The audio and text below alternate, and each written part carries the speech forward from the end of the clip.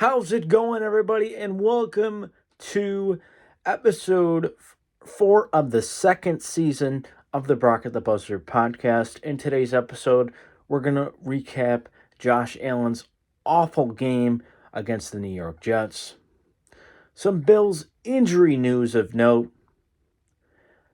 why I believe the Cleveland Cavaliers are on their way to the Eastern Conference Finals, and finally, we're going to recap Sunday's finale from Phoenix Raceway, as Joey Logano coasted his way to his second Cup Series championship. But first, please like the video, share the video, and subscribe. And also, you can follow me on all of my social media platforms in a link down below. But with that, let's get started. Josh Allen falters as Bills fall to Jets. Going into Sunday's game against the division rival New York Jets at MetLife Stadium, the Bills looked to score their first division win of the season, but due to a lack of execution on the offensive side of the football, the Bills fell to the Jets 20-17. First, the stats for the Buffalo Bills. Josh Allen went a pedestrian 18 for 34 with just 205 passing yards, his lowest in I don't know how long, but he also had 2 rushing touchdowns, but unfortunately also 2 interceptions. Stephon Diggs led the Bills offense on Sunday with 5 receptions for 92 yards. And the leaders for the victorious New York Jets. Zach Wilson went 18 for 25, 154 yards, and a touchdown. Michael Carter carried the ball 12 times for 76 yards and also scored a touchdown. Here is my loaded opinion, and I've got a little message in here for you Bills fans as well. This was the worst game I've seen Josh Allen play in 2+ years. This game is all on the Bills QB, and as Bills fans, we hate putting games on Josh Allen because he is our golden boy, and we love him for what he's done for our franchise, but Sunday's pedestrian performance is all on the quarterback, Josh Allen. This game was not the Bills being outcoached, so quit it with that theory. It was the Bills not being able to execute when the Bills needed to. The fact that the fact that I see people from Bills Mafia calling for Sean McDermott and Ken Dorsey's jobs after this loss is a complete and utter joke. Every good football team, like the Bills are, as we know, have a, quote, what I call a clunker or bad performance. And the Bills clearly had one of those on Sunday. And here's my message to all Bills fans. If the Bills have another bad game going forward, if the Bills lose, I have a message for you. Be pissed about it for one day and move on, because going to the Super Bowl is no sprint. It's a marathon, and you all should understand that. But if you don't, I don't know what to tell you. The Bills look to bounce back Sunday back at Highmark with a possibility of snow here in Western New York against the 7-1 Minnesota Vikings at 1 p.m. Eastern on Fox. Take note of that. This Sunday's game at this point is at 1 p.m. Eastern on Fox, not CBS like normal.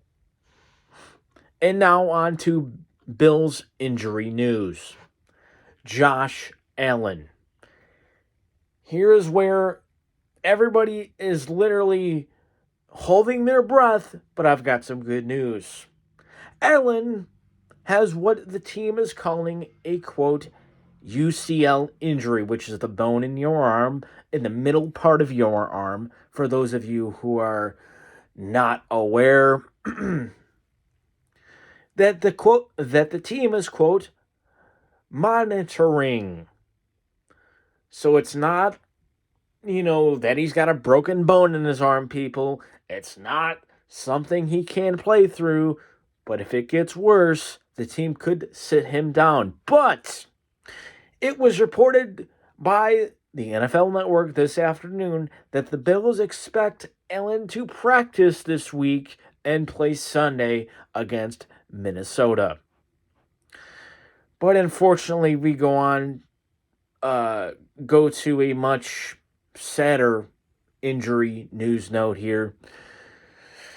Greg Rousseau, who has been a stud in his second season on the Buffalo defensive front,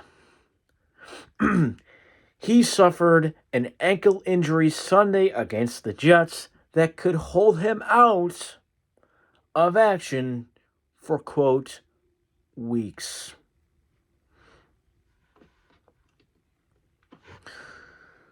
But some positive news following that bad news coming to the defense, possibly this week. Matt Milano and Jordan Poyer, who both were inactive this past Sunday against the Jets. Both Milano and Poyer are, quote, improving, according to Sean McDermott, in which he said this yesterday, which likely means, barring a setback, I'd expect both of Milano and Poyer to play Sunday against Minnesota. And obviously, with the Vikings 7-1 record, we're going to need them both on Sunday. And now on to the second category of today's episode, why the Cavs are going. I'll repeat that, why the Cavs are going to the Eastern Conference Finals. Even though the Cavs lost their second game of the season late last night in a back-and-forth affair with the LA Clippers in LA, my faith has not waned on the Cavs going to the Eastern Conference Finals, barring any serious injury, of course. The Cavs sit at an impressive 8-2, a game behind the 9-1 Milwaukee Bucks, and I feel like 10 games is a very good indicator on what we will see these Cavs look like the rest of the way. Yes, I know it's early. Yes, I know it's 10 games, but 10 games is more than enough to really evaluate a team, especially in the Cavs' case, because I think everybody's played at least one game this year, so you get to see all the depth they have and so on and so forth. Everybody playing with one another, the starting five finally getting some chemistry as well, so I think 10 games for the Cavs especially is a very good sample size. So here we go. Garland and Mitchell fit like a glove. So far, Mitchell is leading the way for the Cavs, averaging an impressive 31.2 points per game, 4.1 rebounds, and 6 assists in 9 games of action. Since Garland has returned from his eye injury he suffered on opening night. Yes, I did not include opening night. Of course, I think he had like 4 points and a couple of assists, but I didn't even average those numbers in there. Since he's returned, though, it's been nothing but impressive from DG, the PG, so far this season, averaging 24 points and 10 assists per game. Both Mitchell and Garland have both made very good improvements on the defensive end, as well as it just shows on the floor for the Cavs backcourt. What that essentially means, if you've been watching the Cavs, you know what I'm referring to, which is great news for the Cavs moving forward. The Twin Towers. Nobody in the NBA has what the Cavs have in terms of two defensive wizards like Evan Mobley and Jared Allen.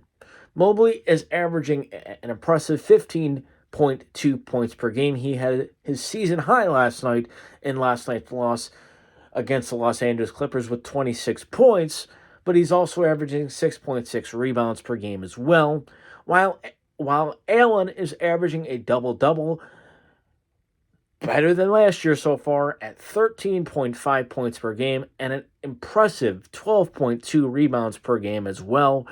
These two will continue to lead the Cavs defense that is top 10 in the NBA once again. The wings. Everybody was, worried about the Cavs' wing depth to start the season, but I think 10 games in, I think you can pretty much put that to bed. And here is why. Caris LeVert has had an outstanding start to the season despite having two disappointing outings against the New York Knicks and Clippers last night. Without including those games, LeVert is averaging an impressive 16.1 points per game, 5.6 assists per game, and 4.5 rebounds per game. As I said, that is not including the Knicks game about 2 weeks ago now from Rocket Mortgage Fieldhouse and the Clipper game last night. As a whole, those stats are exactly what the Cavs need from LeVert. LeVert has also been has been outstanding defensively as well. And now on to the third so-called wing the second so-called wing. I call him a wing because he plays like a wing. Of course, I'm referring to Kevin Love. He has done exactly what the Cavs need, averaging 12.6 points and 7.7 rebounds per game in under 25 minutes of action. The Cavs' hidden gem that nobody has any idea who this guy is, but this guy, once he settles into a role, you'll know who he is by the end of the season, is what I'm trying to say. His name is Dean Wade, or as I like to call him, Diener for short. Wade has been hot and cold offensively, but I think that's due to, as I said, to him not having a settled role yet, because the Cavs have had injury woes to start the season, but I think those are behind them, especially as we headed into this long road trip in which the Cavs are 2-1 currently. But besides all that, Dean Wade has been spectacular defensively. And it shows night in and night out, and it showed in two games in particular, the two biggest wins of the Cavs season so far, in my opinion, in terms of standings and stature in the Eastern Conference. Both games I'm talking about are the two wins the Cavs now hold over the Boston Celtics. If you don't know what I'm talking about, go to the last possession in both of those games to see who was defending who. Dean Wade on Jaylen Brown. The second game, Dean Wade on Jason Tatum. The first in Boston. In particular, to keep the score tied. But Dean Wade has been outstanding defensively to start the season. And finally, the Cavs missile Jetty Osman, who I think is off to the best start of his career, averaging just under 10 points, 9.5 to be exact, and shooting an impressive, above his career average right now, 38.1% from three. Also, I want to tell y'all, this text message that I received is annoying me, so I apologize for my finger, but the Cavs are also top 5 in the following categories. Field goal percentage, they are 5th, shooting at a very good clip at 47.8%. 3-point percentage, they are 2nd, shooting at an impressive rate, 39.9%. Defensive rebounds per game, third at 35.7. That is no surprise there, especially with the Twin Towers in there with Jared Allen and Evan Mobley. And I believe this is the most important stat of them all, plus minus. What this essentially means is, on average, what all the players are averaging on the team, and it also, I believe, factors in your margin of victory as well. They are first in this category, averaging an astronomical 10.9 on the plus side. Keep this in mind too before we go on to the NASCAR portion of this episode. The Cavs have not played a single game without their true backup point guard. Yes, Raul Neto, I'll give him his flowers, has done an outstanding job for the Cavs, filling Ricky Rubio's spot. But when he returns, Ricky Rubio will assume that role because I don't think he'll take much time to adjust whatsoever. And it will make this team even more deadly than it already is. And they also have not played a single game without their swingman, Dylan Windler, both recovering from injury. This team will get better with playing with one another, and roles will become more defined. I think after this Western Conference road trip, I think the roles will be defined, and I truly believe this. The sky is truly the limit for the Cavs. And finally, the NASCAR portion of this episode, Logano coasts to his second Cup championship. Going into Championship Sunday, the NASCAR fans were expecting an exciting day of racing between the Championship 4 drivers of Logano, Chase Elliott, Ross Chastain, and Christopher Bell, but the day began on a very somber note. As the NASCAR world learned of the passing of Joe Gibbs Racing, CEO Coy Gibbs, who is the father of 2022 NASCAR Xfinity Series champion let me restart that. Of 2022 NASCAR Xfinity Series champion and rising star Ty Gibbs, in a statement released by JGR on Sunday, read in part, quote, Coy went to be with the Lord last night in his sleep, end quote. He was just 49 years old. The cause of Gibbs' death is unknown at this time. From that moment on, it did not feel like Championship Sunday at Phoenix Raceway. From the race not living up to the hype as Joey Logano led an impressive 187 laps of the 312, winning both stages and coasting his way to his second Cup title. And now, the recap of my guy Kyle Larson's day and season. Kyle Larson, who finished a lackluster 9th on Sunday in his HendrickCars.com Chevrolet, and 3rd in the Owners' Championship.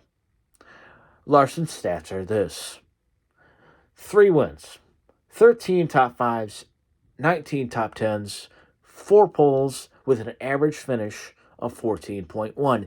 And most of it, and for the majority of the field, that is a phenomenal season. But I think this team could have finished a lot better than that. What lacked? One word, a word that I've used all episode: execution. I firmly believe Larson, crew chief Cliff Daniels, and the number 5 team are still the best